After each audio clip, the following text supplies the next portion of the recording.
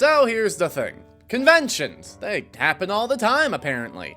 And while sometimes they end up going pretty smoothly, most of the time, they don't. In fact, more often than not, they're just complete disasters. Honestly, this series has given me perspective on just how easy it is to screw up what could be a once-a-year trip for someone. I like talking about messy conventions, and y'all seem to like hearing about it. So, screw it, let's do it again. However, the stories I have for today's episodes of Crazy Conventions take things up a notch, even by our standards. We're going from the realm of potential scams and just unfortunate circumstances to actual crimes committed at conventions in today's episode. From vandalism to attempted murder. All this and a whole bunch of other scammy bullshit on today's episode of Crazy Conventions.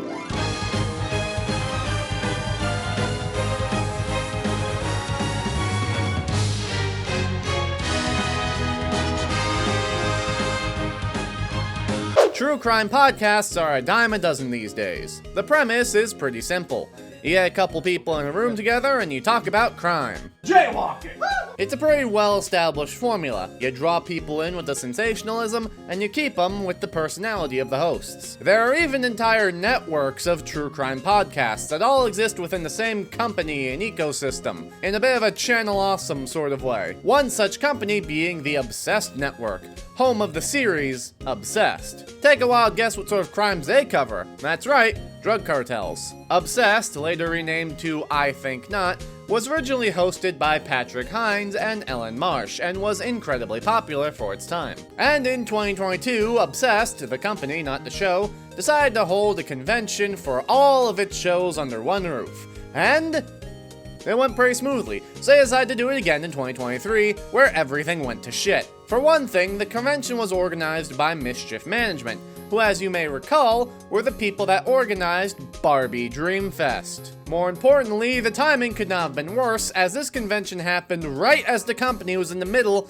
of a massive schism. Patrick and Ellen, the hosts of their main show, were in the middle of a massive, explosive falling out that everyone in the company was picking sides on, and it was starting to boil over right as the convention was happening. I'm not going to get into it right now, as it's a whole other thing. All you need to know is that these two people had to be at this convention, and they fucking hated each other. Add in the mismanagement of the people that organized this, and you have the absolute shitstorm that was Obsessed Fest 2023. Taking place in the Kay Bailey Hutchinson Convention Center in Dallas, Texas, the convention was held between October 20th and the 22nd, and somehow, shit was already going down before the convention even started. As is tradition at this point, the pricing was outrageous. $200 for the base 3-day pass with no added bells and whistles. For context, a 3-day pass for 2026's Too Many Games, a far larger convention with much more to offer, was only $95. You're paying more than double that for a true crime podcast get-together in Dallas. The price would go up to $1,200 for the Premium Celebrity Pass, whatever the fuck that means, for a whole bunch of stuff that frankly just isn't worth it. Oh, but wait! You're not just paying to get into the con, you're also paying for a copy of Patrick Hines' memoir.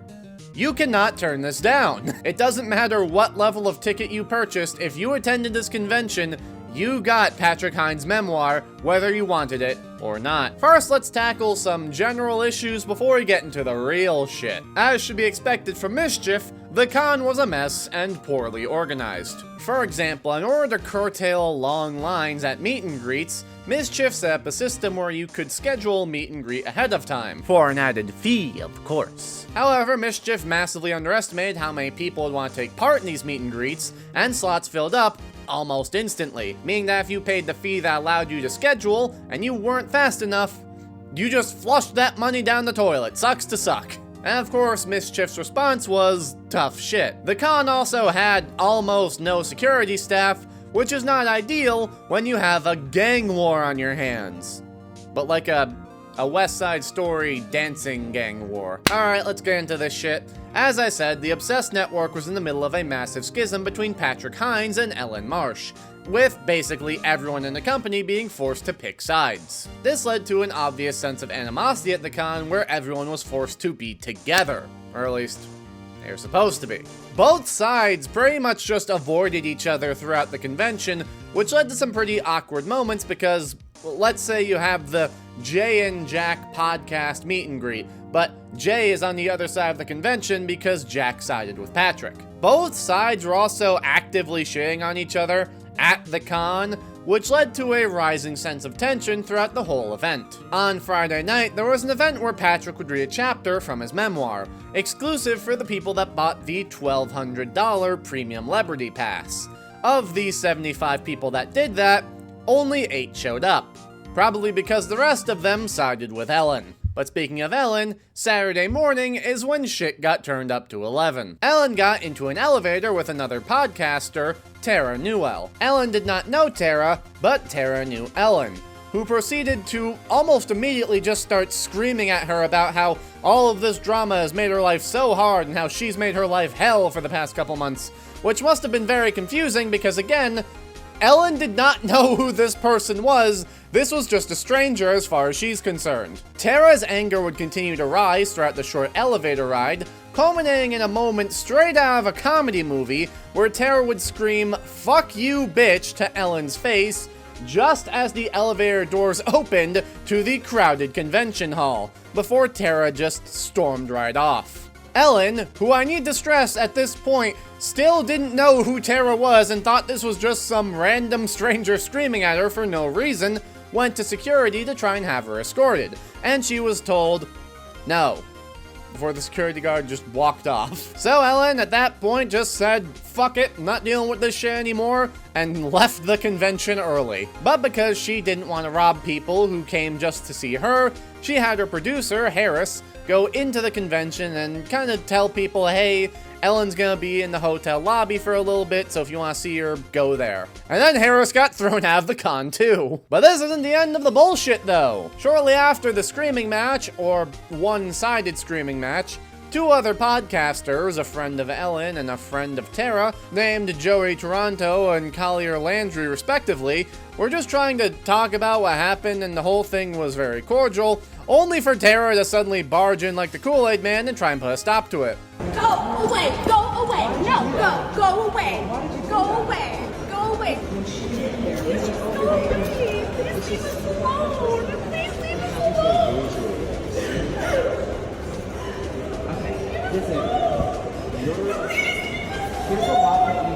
She sounds like Miss Piggy.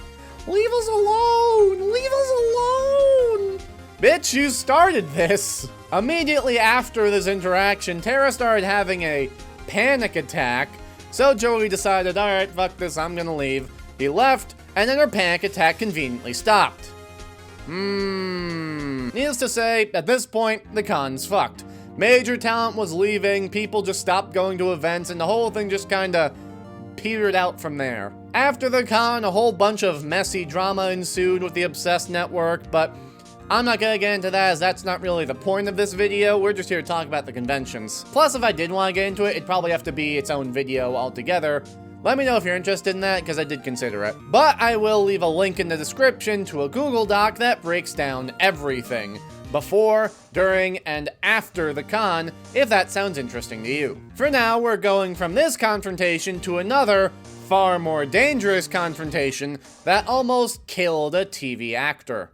Chilling new video of the suspect accused of walking into Phoenix Comicon with an arsenal of weapons targeting the actor who plays the Green Power Ranger. This one was, sort of, suggested by Natagoo5794. I say sort of because while they did get the general idea of what happened right, they misremembered it and said that happened at Power Morphicon 2018, a Power Rangers convention that I only ever heard of when Linkara declared war. In case you haven't noticed, I've been more than a little busy the last few months. If you haven't noticed, wake up already! I attended Power Morphicon. Phoenix Comicon, now renamed to Phoenix Fan Fusion, is a fucking massive convention that's been happening yearly since 2002. In 2017, it was held in the Phoenix Convention Center, May 25th to the 28th. See, we don't typically talk about these bigger conventions in this series because usually they have their shit together and know how to handle themselves. Phoenix Comicon was no different. It was huge, it was well respected,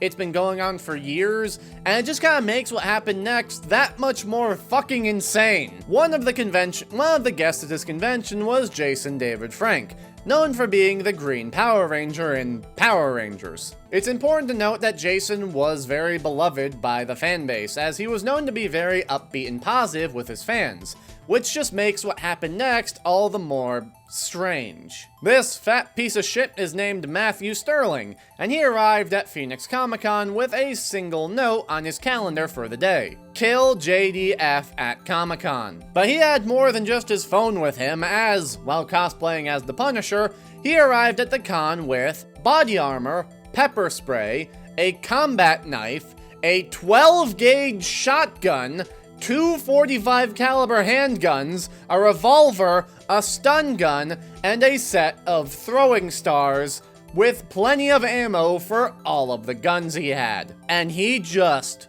walked on in, and no one stopped him. Correction, this security guard did stop him and point him towards a table, presumably to check and make sure that those aren't real weapons, but Matthew just didn't go there and waddled off, with the guard, who you can see in the video is looking at him, just letting him go. So now we've got Fatso over here trouncing around the convention hall, armed to the T like Rambo, with intent to kill. Oh dear God. Now thankfully, Doughboy screwed up and let slip to a friend of his that he was prepared to not just kill Jason, but also police officers on that day, and his friend did the right thing and alert the police. I can only imagine how tense the situation must have been for the officers on the scene when they were given the APB of an overweight man with guns at Convention Center. They're looking for Waldo in the candy cane forest. Thankfully, the police were able to track down Matthew before he could make his way to Jason, and Tubby didn't have his gun ready at the time, as they were able to quickly tackle him before he could get a shot off. I can't find footage of the actual arrest, but I do have footage of him post-arrest being escorted out of the building by the officers. Upon being asked why he would set the schedule on his calendar, Matthew said, quote, "I always do that because he's a cocaine addict," before then going on to say, "I definitely do not care for him. I can't stand him. He's not Power Ranger, he's evil. I have a hatred for what he is. He's a corrupted Power Ranger." Good lord, this man's insane. And thankfully the courts agreed, as he was determined to be guilty except insane, and sentenced to 25 years in a mental hospital, where he is still to this day. This whole situation is fucked up, and led to sweeping changes as to how conventions handled weapons going forward. Anything realistic looking was subject to intense scrutiny and probably wouldn't even be allowed in. Your gun's gotta be pretty clearly fake if you want to take it into a convention hall nowadays. Major cons also increase security with things like metal detectors to make sure that something like this doesn't happen again. You know, I wanted to say that this whole thing could have been avoided if that security guard just made sure Matt went to the weapons check, but realistically, if he did try and force Matt over there, given how gung-ho he was, he probably would be willing to show off his weapons, just not the way that they would have wanted. Sure, technically this may not have been a typical disaster con, but given the situation, let's just say we're very lucky this did not end up being a disaster. Well, this was a pretty dark segment. Fuck it, let's talk about Rainfurrest.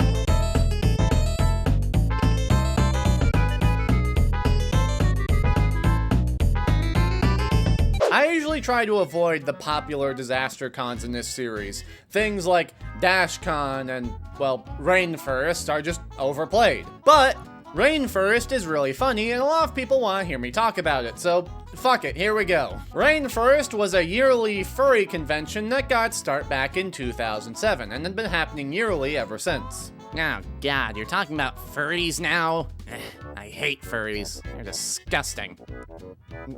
No one tell him. They'll break his tiny little heart. It had a reputation as a party con, or a convention that's less a bunch of people getting together to share what they love, and more an excuse to throw a weekend rager at a hotel. These cons have a bad reputation for obvious reasons, as hotels don't typically like it when hundreds, if not thousands of people show up to get drunk and make a mess of things, especially if they're furries. After almost a decade with that party con reputation, Rainfurrest did not have this problem in 2015. See, the convention has been going on at the Hilton Seattle Airport and Conference Center in Seattle, Washington for the past 4 years, and this year would be no different. What's funny is that prior to that, they were actually at the Seattle Airport's Marriott, but after just 3 years, they had enough of them and just pawned them off on the other hotel. The con was held between September 24th and 27th, and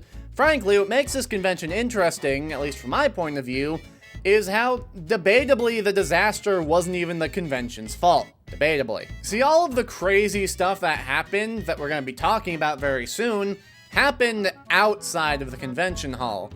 Though, the convention itself was still very high energy. They had events like dance parties, raves, dance-offs, and it seems as though the attendees carried that energy back to the Hilton. Didn't help that they were literally connected by a small pathway with an awning, so it wasn't too hard to imagine a bunch of furries just marching from one building to another and keeping this crazy shit going. Cause that is when things got crazy. People started drinking, started smoking weed, and started smoking other stuff that got them even crazier. At one point, for really no reason other than to just be a dick, I guess, someone just started plugging up all of the holes of the hot tub at the hotel with towels, which led to the whole thing breaking, requiring them to buy a brand new one. The type of crazy shit you can only do when you're on some crazy shit. But speaking of crazy shit, someone just threw a full loaded diaper onto someone's car for no reason. Yes, obviously there were people wearing diapers there. No, it wasn't because they were incontinent. Something that you need to know about the furry community is that they're known for getting a little touchy. Oh yeah, they say it's not a fetish, but you put a bunch of them in a room and, well, don't ask what a room party is. People were fucking, is my point. And not just in their hotel rooms. A glory hole is a hole that is drilled into a wall, typically a bathroom stall, for the purposes of anonymous oral sex. I'm talking about this because guess what happened at Rainfurrest? Yes, some furry bastard decided to just make a glory hole in the public open bathrooms at the hotel. And the thing is, you can't just use a regular ass drill bit to make a glory hole. Or, I guess maybe some very unfortunate people could. But realistically, you have to get a specialty 3-inch wide drill bit. For context, this one is half an inch and is already ridiculously wide.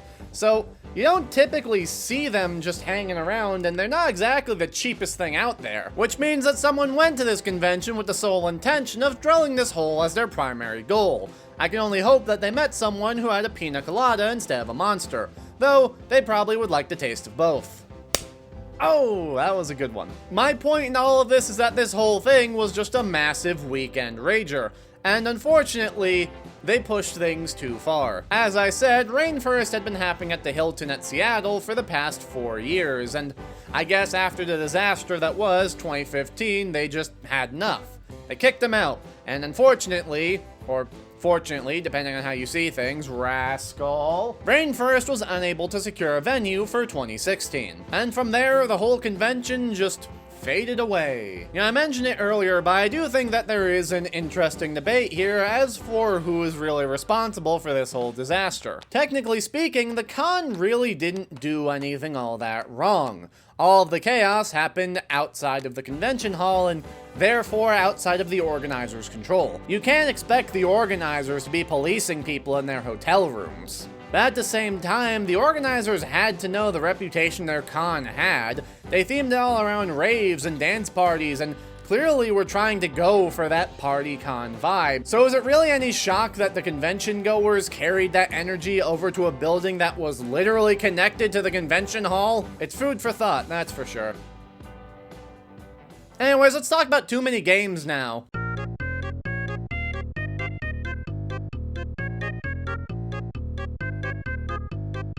Strongman, this convention wasn't a disaster. Well, if you hadn't noticed, pal, the name of the series is Crazy Conventions, and let me tell you, this con got crazy. Also, it's my video and I do what I want. Fuck you. Okay, so for real, I went to Too Many Games 2026 and I got a lot of footage because I wanted to make a video on it. But then I realized that with what I got, the video would be too short for a proper video, but too long for a short. And also, realistically, people probably wouldn't watch it. So I decided I'm just gonna stick at the end of this video. What are you gonna do? Try and stop me? Haha, I'd like to see you try. I arrived in Pittsburgh with the goal of having fun with two of my friends. George, who a previous commenter once described as having a Roblox accent, which is the funniest fucking thing I've ever seen in my life, and my walking, talking phone named Frank. I don't know why my phone has arms and legs, that just kinda happened one day. I arrived at the Greater Philadelphia Expo Center on July 27th, for it was sure to be a fantastic day. Hello, I'm here at Too Many Games Expo, here to interview a couple of cosplayers to see how their convention is going. You there, sir! What do you think of this convention so far? Go fuck yourself. I think that's the only person we have. We're gonna have to keep that. I met up with the bros with us all in cosplay. I was Soldier from Team Fortress 2, George was Gambit from Eugenics, complete with poker chips that he'd hand out to people, and Frank was nothing. Hey, you try and find a cosplay I'd fit a walking Motorola S21. The first thing we did was wander the Artist's Alley, which had a lot of really great art and some interesting art. Actually, there was more just straight up porn than I was expecting. It's not like every other booth had some, but like, boy howdy, when they did, they showed it off. Honestly, the thing that struck me about Too Many Games was just the scale of it. I was genuinely surprised when we got to the end of the Artist Alley, only to discover that that was just the first half of the con space. It was huge. Of course, I ended up purchasing a couple of things, like that cool as fuck shadow art back there. And my friends also bought me this niche internet micro celebrity shirt that I'm wearing at this booth right here, and well, that's just fantastic. It's the rewash. God damn it! However, my favorite purchase has to be my one-time brush with gambling, as I decided to give Gachapon a try. And let me tell ya, I do mean try, because while I was able to get the first ball I got open easy, lickety-split, didn't take any time at all, the second one took me over a minute somehow.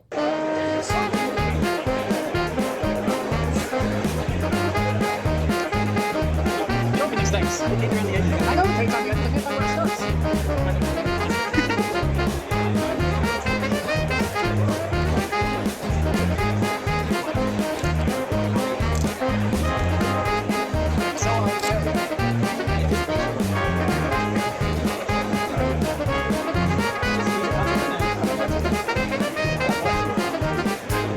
This is pathetic. You do it. You hold that for a second? You just gotta, oh, it's a Pokeball. There you go. Oh shit, I got Godzilla. It's a Godzilla box. What did you expect? I didn't have other things. Oh, he got Godzilla from Godzilla. You big bitch. Yeah.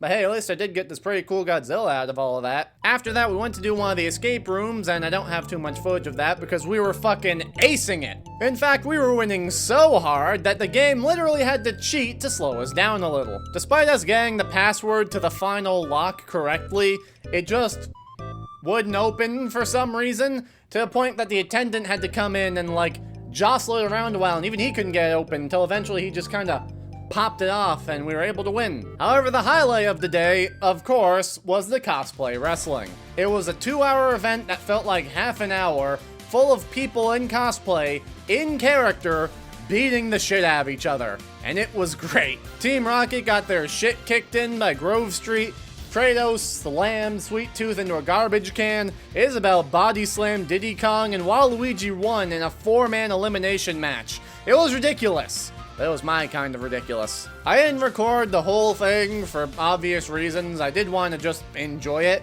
but I did manage to catch the whole crowd cheering for Waluigi. Yeah, I took part in it. Fuck you gonna do about it? Outside of that, I think the best part was just seeing all of the incredible cosplays. There was a guy who was a pixel art Mewtwo with the ability to move his arms and head and all that. There was someone dressed as Blinks the Time Sweep, which was fucking insane. George actually found multiple other people dressed in Eugenics cosplays, which was good for him. Here I am with a number of different TF2 cosplayers, as well as Ed, and Eddie. And some guy dressed up as Mr. Number One himself, Robbie Rotten. Point is, there was a lot of cool people I met there. Since this is basically a vlog already, after the con, we went to a place called Founding Farmers because one of our friends, JG, wasn't with us and he loved it there, so we wanted to just rub it in his face. And let me tell you, it was fucking worth it. The food was amazing. After that, we had some miscellaneous hotel hijinks. This is fucking bullshit. You got paid to park at your own hotel? Yeah. That's stupid. Where the fuck are we? But like The back rooms. oh my god. Back rooms. Wait, is it? We're in the wrong room. We went through the wrong door. And after such a fun-filled day, well, I'll let me take it away. Alright, so we're pretty much gonna turn in for the night. We're just gonna stay in the hotel room. It's gonna be a chill night for the rest of the day, and that'll be it. Got it. Alright, perfect. Let's get the prostitutes and the cocaine. Boom.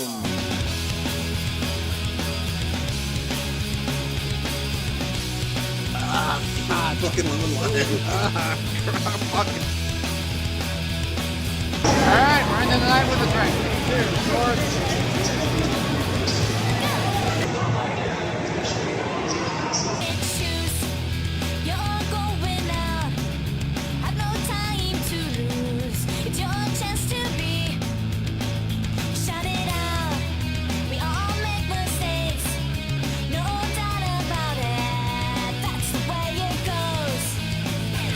I got 350 tickets from this one game. So how many did you get, George? Lucky, I got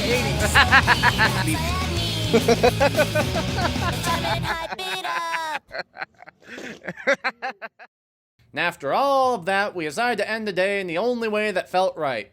A drunken watch-through of Kikassia. I lost the footage of us watching it, but needless to say, it was hilarious. The next day, we went to get breakfast at a place called Manella's, which was also fantastic. Shout out to Steve, our server. He was great. I peeled off onto a random side road so I can get footage of this sign because, well, that's just very unfortunate. And we ended the day doing some bowling. Here goes.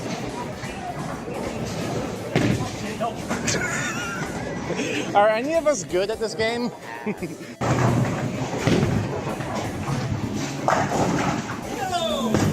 I can't believe I caught that. We all agreed it would have been great if we could spend some more time together, but all good things must come to an end, and after that, we all went our separate ways going back home. Wave, you fucking idiot! Just wave, I'm gonna be narrating. Bye, yay. No drink to get naughty. Shut up.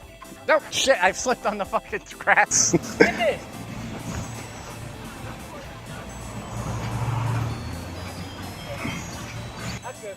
Get out of here.